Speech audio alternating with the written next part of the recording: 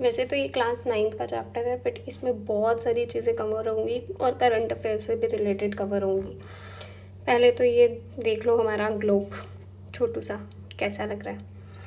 अब इंडिया की लोकेशन की बात करते हैं तो इंडिया कहाँ पे लोकेटेड है, नॉर्दर्न हेमिस्फेयर और ईस्टर्न हेमिस्फेयर में, और स्पेसिफिकली हम southern part of Asian continent में हैं।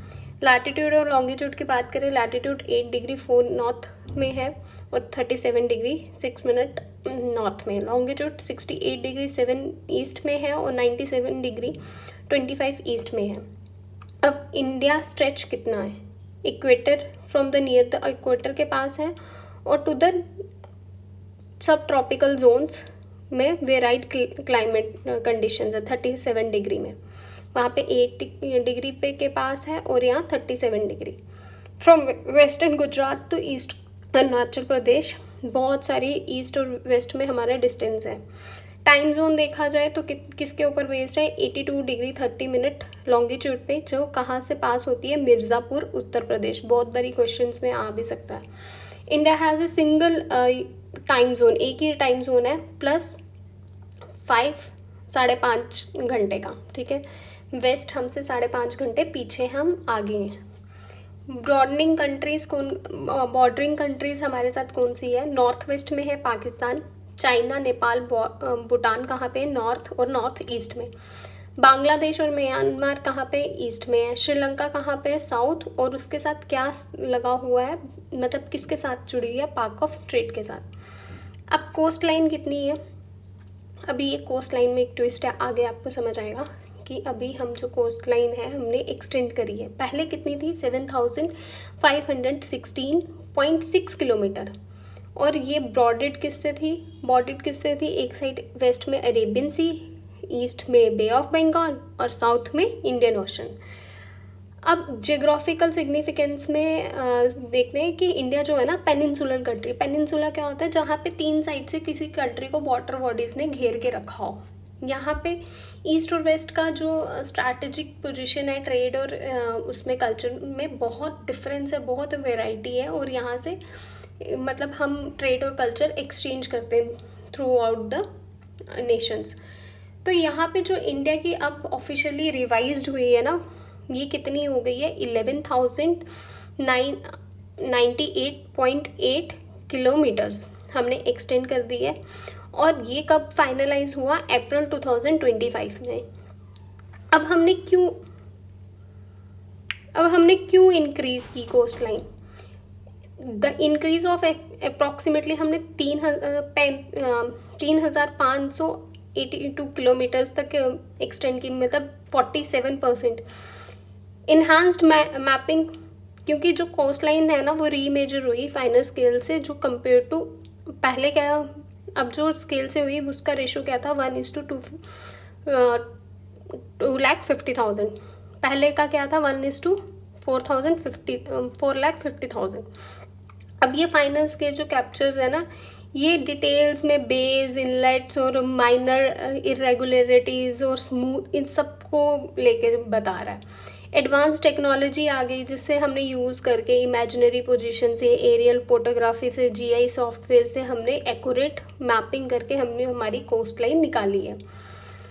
अब इंक्लूजन ऑफ ऑफशोर आइलैंड्स, ये भी हमने जो ऑफशोर हमारे आइलैंड्स हैं उनके पैरामीटर्स को भी इंक्लूड किया।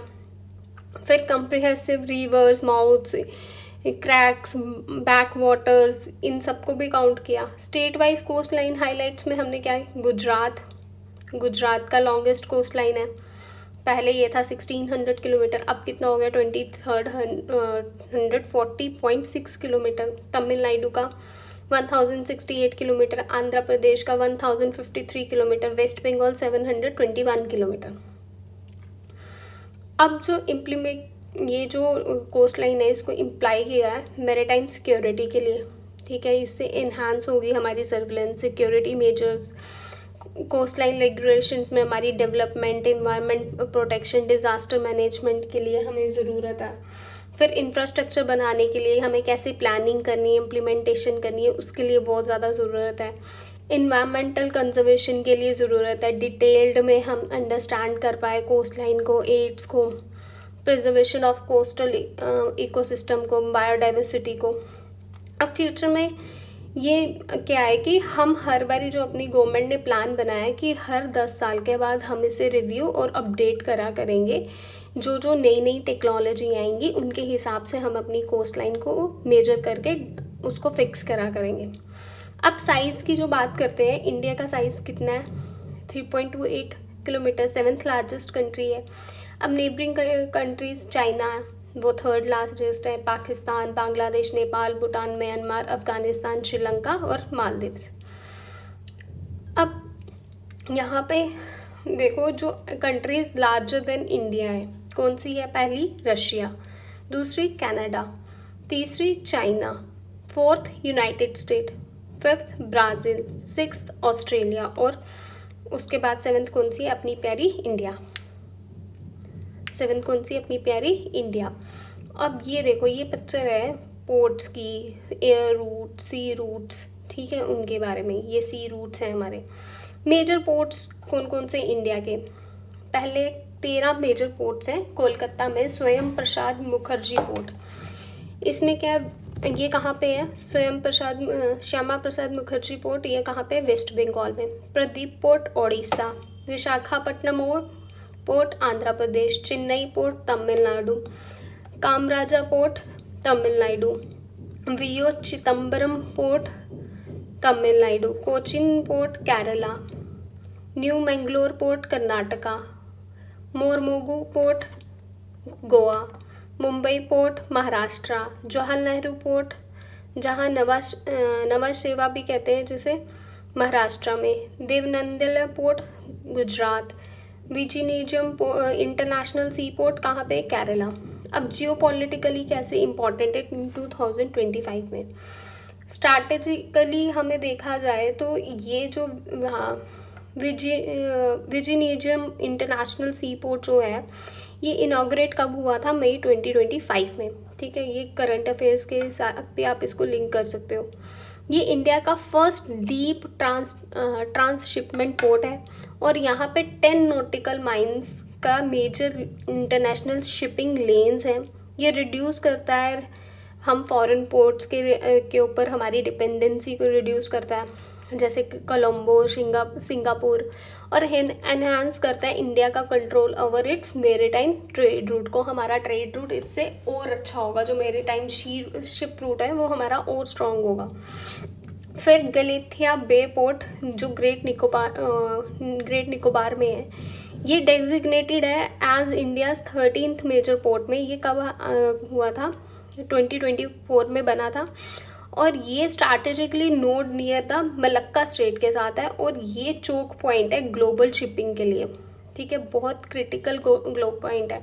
अब ये डेवलपमेंट कहाँ पे है? इंटेंट ये किसके लिए? पावर प्रोजेक्ट के लिए। ये हमारा सिक्योर करता है trade routes of Indo Pacific regions में। फिर India's role in global supply chain realignment. अब चाइना के साथ जो स्ट्रैटेजी है हमारी, हम कितना कुछ लेते हैं ग्लोबली, हमारी जो कंपनीज़ हैं वो बेस कहाँ, अवे फ्रॉम क्या है? चाइना। अब इंडिया का जो ये क्या बन गया? फेवरेबल ऑल्टरनेटिव्स हैं। अब ये शिफ्ट क्या करता है? इंक्रीज़ करता है activities of Indian ports, boost करेगा हमारे ट्रेड को, हमारे इंफ्रास्ट्रक्चर को बढ़ाएगा। चेन्नई विडाल को मैरीटाइम कॉरिडोर जो है ये ऑपरेशनल कब हुआ था? 2024 में हुआ और ये कितना है? 5600 नॉटिकल माइल रूट स्ट्रेंथन क्या करता है? इंडोन रशियन ट्रेड टाइज को, हमारे इंडिया जो रशिया के ट्रेड टाइज को उसको स्ट्रेंथन आउट करता है। अब फिर डिफेंस और सिक्योरिटी के हिसाब से AI ड्रिवन पोर्ट वो कहाँ पे? हैदराबाद बेस्ड इंद्रजाल में इंट्रोड्यूस हुआ। यहाँ पे एंटी ड्रोन डिफेंस सिस्टम जो हमारे प्रोटेक्ट करते हैं क्रिटिकल इंफ्रास्ट्रक्चर्स को, इंक्लूडिंग पोर्ट्स और एयरलाइन थ्रेट्स को, मतलब हमारी सिक्योरिटी के लिए बनाया गया। चाहबार पोर्ट ये कहाँ है? इंडिया एंड ईरान जो कंटिन्यू करते हैं टू डेवलप चाहबार पोर्ट। यहाँ पे कनेक्टिविटी हमारी किससे बनती है? सेंट्रल एशिया से और अफगानिस्तान से।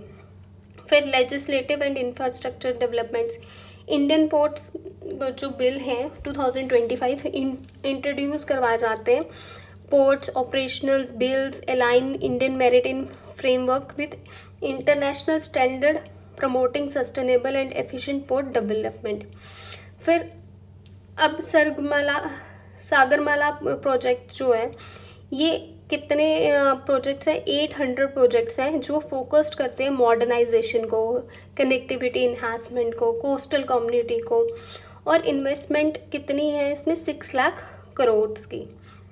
अब इकोनॉमिकली देखा जाए तो कार्गो हेडिंग ग्रोथ जो है वो कितनी है, मतलब फाइनेंशियल ग्रोथ में क्या है 2024 के बाद में जो पोर्ट्स हैं वो हमारा कितना कार्गो हैंडल करें? 855 मिलियन टन्स का, जिसमें कितना इंक्रीज़ हुआ है? 4.3 प्रीवियस ईयर से।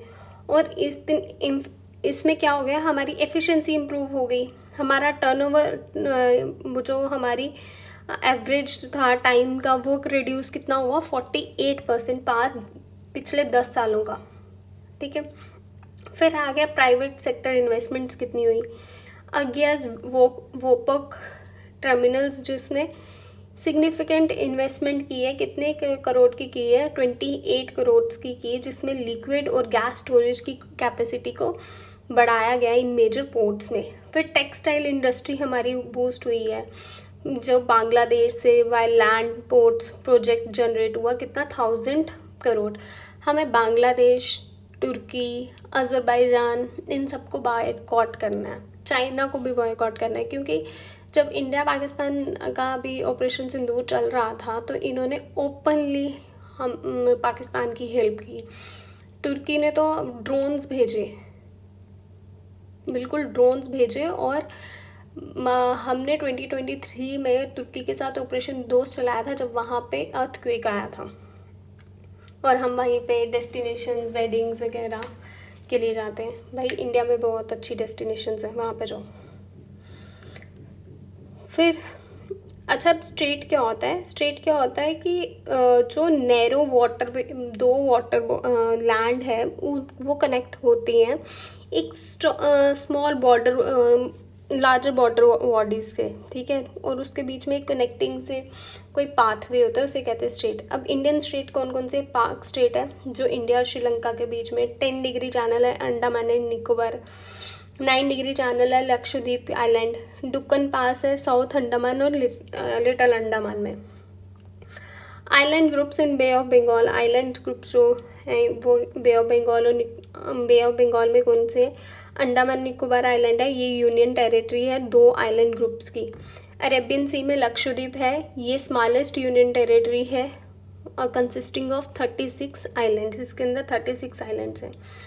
जितने भी मैंने पोर्ट्स बोले ना, ये इन सब के नाम इस पिक्चर में दिए हुए हैं, आप एक बार पढ़ लेना इनको। मेजर पोर्ट्स, इंटरमीडिएट सी पोर्ट, ये भी बताया हुआ है।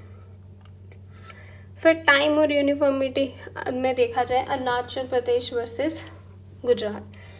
अगर हम अपने डिग्री से देखें ना, 30 डिग्री का डिफरेंस आता है, मतलब 2 घंटे का डिफरेंस।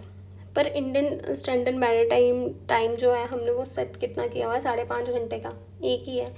इसीलिए अरुणाचल और गुजरात का जो टाइम डिफरेंस होने के बाद भी हमारी घड़ियों पे सेम टाइम बताता है। फिर इंडिया सेंट्रल लोकेशन है, सेंट्रल लोकेशन किसके लिए है? अगर इंडियन ओशन में देखा जाए तो सेंट्रल लोकेशन में क्या आता है? वो head of the central, India's position at the head of the Indian ocean strategic advancements देता है, क्योंकि ट्रेड रूट हमारा अच्छा होगा ईस्ट और वेस्ट में, डिप्लोमेटिक रिलेशंस अच्छे होंगे, नीचे इंडियन ओशन है, ऊपर इंडिया है, तो वो हेड बन गया ना ओशन का, तो उससे क्या होगा? ईस्ट और वेस्ट में ट्रेड अच्छे होंगे, क्योंकि इंडियन ओशन तो साउथ में है। और डिप्लोमेटिक रिलेशंस किसके साथ अच्छे होंगे? हमारे अफ्रीका के साथ, मिडल ईस्ट के साथ, साउथ ईस्ट एशिया के साथ। हमारी सिक्योरिटी भी स्ट्रॉन्ग होगी मैरीटाइम जोन्स में। फिर अच्छा एक चीज़ है, सनराइजेस एंड सेट्स कश्मीर और वर्सेस कन्याकुमारी दोनों सेम, बोथ रीजन्स में सेम टाइम जोन है, लैटिट्यूडिनल पोजीशन सेम है, इसीलिए कश्मीर में लॉन्गर डेज हैं, शॉर्टर विंटर्स हैं, और कन्याकुमारी में डे एंड नाइट इक्वली रहते हैं अराउंड द ईयर, ठीक है, क्योंकि सन एंड राइज एटमॉस्फेरिक कंडीशंस जो स्काई को अपेयरली एक जैसा ही बताती है सेम टाइम पे। अब बोनस पॉइंट मैंने क्या लिखा हुआ है, ट्रॉपिक ऑफ कैंसर से कौन कौन सी कंट्रीज पास होती है। इंडिया से ट्रॉपिक ऑफ कैंसर पास होती है, बट कौन कौन सी कंट्रीज उससे और भी होती है, 17 कंट्रीज़ है। Mexico, Bahamas, Western Sahara, Mauritania, Mali, Algeria, Niger, Libya, Egypt, South Arabia, UAE, Oman, India, Bangladesh, Myanmar, China, Taiwan. और ट्रॉपिक ऑफ कैंसर कितनी इंडियन स्टेट से पास होती है, गुजरात, राजस्थान, मध्य प्रदेश, छत्तीसगढ़, झारखंड, वेस्ट बंगाल, त्रिपुरा और Mizoram. That's it. I hope आपको समझ में आया हो। और ये इसमें जियोग्राफिकली बहुत इंपॉर्टेंट है कि अभी हमने क्यों पोर्ट्स क्यों ज़रूरी हैं। पोर्ट्स इसलिए भी ज़रूरी हैं क्योंकि ये हमारे किसके स्ट्रेंथन करते हैं, हमारी जियोग्राफिकल कंडीशंस भी अच्छी होती हैं, हमारा ट्रेड अच्छा होता है, सिक्योरिटी अच्छी होती है, इसके लिए ज़रूरी है। ठीक है। और इस बारी कोस्ट लाइन क्यों बढ़ गई, ये सबको पता होना चाहिए कि इंडिया की कोस्ट लाइन इसलिए बढ़ी क्योंकि अब जो एडवांस टेक्नोलॉजी के हमारे पास स्केल्स आए हैं, हमने उससे मेजर किया। तो उससे मेजर करने के बाद जो छोटी छोटी डिटेलिंग्स रह जाती थी, इसकी वजह से हमारी इंडियन कोस्ट लाइन बढ़ गई है। That's it. Thank you very much. Bye bye, take care. अच्छा, एक चीज़ और, अगर किसी को पीडीएफ्स चाहिए तो प्लीज़ मुझे बता देना, तो मैं ये पीडीएफ्स आपको प्रोवाइड करवा दूँगी। Bye bye, take care.